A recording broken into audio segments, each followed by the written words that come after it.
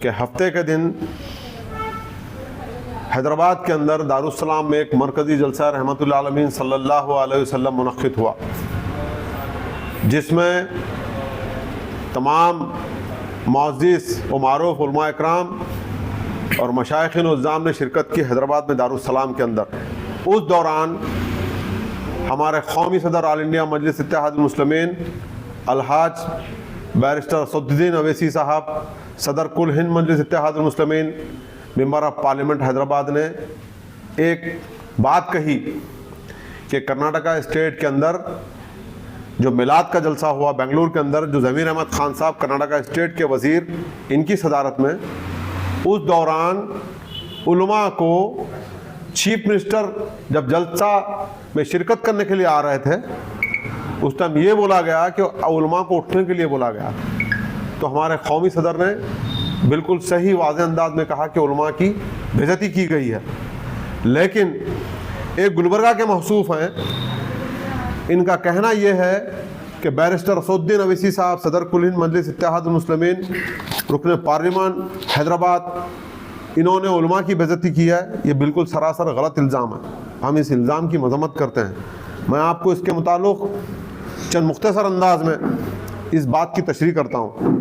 سب سے پہلی بات، ہندوستان کے اندر کوئی پولیٹیکل پارٹی کا کوئی لیڈر ہے اور کوئی رکن پارلیمنٹ ہے تو ثم الحمدللہ ہمارے صدر، قومی صدر جناب بیرسٹر اسد الدین صاحب، جو علماء کی قدر کرتے ہیں، جو مشائخین کی عزت کرتے ہیں، جو علماء کی عزت کرتے ہیں، شاید ہی کوئی ہندوستان کے اندر کوئی ممبر آف پارلیمنٹ کوئی لیڈر کرتا ہے۔ ایک بات۔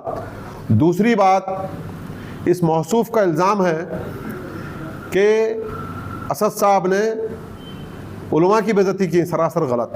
میں اس کی مذمت کرتا ہوں۔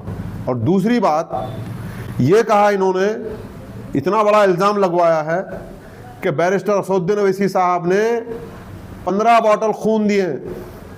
میں ان عقل کے معذور کو یہ کہنا چاہتا ہوں کہ اسد الدین اویسی صاحب نے یہ نہیں کہا کہ میرے جسم سے میں 15 بوتل خون دیا ہوں۔ وہ ایکچول میں اس خون کی حقیقت یہ ہے کہ اس ٹائم پہ ایک معصوم لڑکا جو ہاسپٹل میں ایڈمٹ تھا، اور معصوم لڑکے کو جو خون کی جو پوچ چڑھائی جاتی ہے وہ 100 گرام کی ہوتی ہے، تو بیرسٹر اسد الدین اویسی صاحب نے کچھ لوگوں کے انتظامات کر کے 15 بوتل خون دینے کی بات کہی ہے۔ تو یہ موصوف الزام لگاتے ہیں کہ بیرسٹر اسد الدین اویسی صاحب اپنے جسم سے 15 بوتل خون دیے، کبھی نہیں کہا، سراسر جھوٹ۔ اور دوسری بات رہی علماء کی بے عزتی کی بات، میں ضمیر احمد خان صاحب کے جو حمایتی ہیں، جو گلبرگے کے، یہ موصوف جناب نعیم خان صاحب، ان کا نام نعیم خان صاحب ہی ہے شاید، تو نعیم خان صاحب کو میں واضح کرنا چاہتا ہوں کہ نعیم خان صاحب، آپ کے الزامات سراسر غلط ہیں۔ میں آپ کو بتاتا ہوں کہ ضمیر احمد خان صاحب اور کانگریس کی لیڈرشپ، کانگریس کی گورنمنٹ کتنے بار علماء کرام کی بے عزتی کی، میں آپ کو گنواتا ہوں۔ اور تم لوگوں نے برسرار اقتدار حکومت میں آنے کے بعد میں 88% مسلمانوں کے اوٹ لے کے تم برسرار اقتدار آنے کے بعد میں مسلمانوں کے ساتھ کیا سلوک کیے ہیں، وہ پورا واضح طور پہ ہے۔ سب سے پہلی بات، لاسٹ ایئر بقرعید میں تم نے ایک عیدگاہ کے اندر ایک علماء اکرام کو جبراً، کرناٹک کے وزیر اعلیٰ سدرامیا کو سامنے کرسی ڈال کے بٹھا کے کئی ہزار لوگوں کی نماز پڑھوائی، عید کی نماز پڑھنے کے لیے جبر کیا۔ اس عالم دین نے عید کی نماز پڑھوا دی۔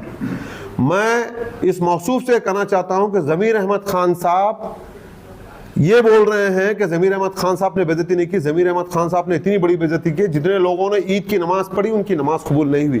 آپ اتنے ہی لوگوں سے بلوا کے معافی مانگنا چاہیے، اور عالم دین کی بے عزتی کی۔ میں کیوں کہہ رہا ہوں کہ اس اثنا میں میری ہندوستان کے بڑے معروف علماء اکرام سے بات ہوئی، جس میں پی ایم مزمل صاحب سے بھی میری بات ہوئی۔ تو پی ایم مزمل صاحب سے میں نے پوچھا کہ پی ایم مزمل صاحب، جو جماعت کے ساتھ جو عید الاضحیٰ کے موقع پہ عیدگاہ میں نماز ادا کی گئی، کیا یہ نماز قابل قبول ہے؟ تو باخدا کہہ رہا ہوں میں، پی ایم مزمل صاحب کا کہنا یہ ہے کہ اگر کوئی شخص ممبر رسول کے پاس کرسی رکھ کر اگر نماز پڑھتا ہے تو شخصیت کی پرستش کے برابر ہوتا ہے۔ یہ تو ایک شخصیت کو بٹھا کے نماز پڑھے، نماز قبول ہونے کا سوال نہیں پیدا ہوتا۔ کیا یہ علماء کی بے عزتی نہیں ہے؟ قوم کی بے عزتی نہیں ہے؟ میں پوچھنا چاہتا ہوں۔ اور دوسری بات رہی، تم نے اتنی بڑی بے عزتی کے علماء کی بات کرے کہ ہم کو مجبوراً بولنا پڑ رہا ہے۔ کہ ہندوستان کے اندر 1956 میں جب بورڈوں کا قیام عمل میں آیا، جیسا کہ وقف بورڈ، فلان بورڈ فلان بورڈ فلان بورڈ، کافی سارے بورڈ ہیں، 16-17 بورڈ ہیں اسٹیٹ کے اندر، یہ بورڈ کا قیام، کافی سارے بورڈ ہیں اور شاید میں گنتی کرنے میں غلطی کر رہا ہوں گا، لیکن جب بورڈ کے قیام کے بعد ہندوستان کی 75 سالہ تاریخ میں پہلا شخص ایسا ہے جو کرناٹکا اسٹیٹ وقف بورڈ کا چیئرمین حافظ القرآن ہے. آپ اس کو ایک میٹنگ کرنے نہیں دے رہے ہیں، حافظ القرآن کو ریسپیکٹ نہیں دے رہے ہیں آپ.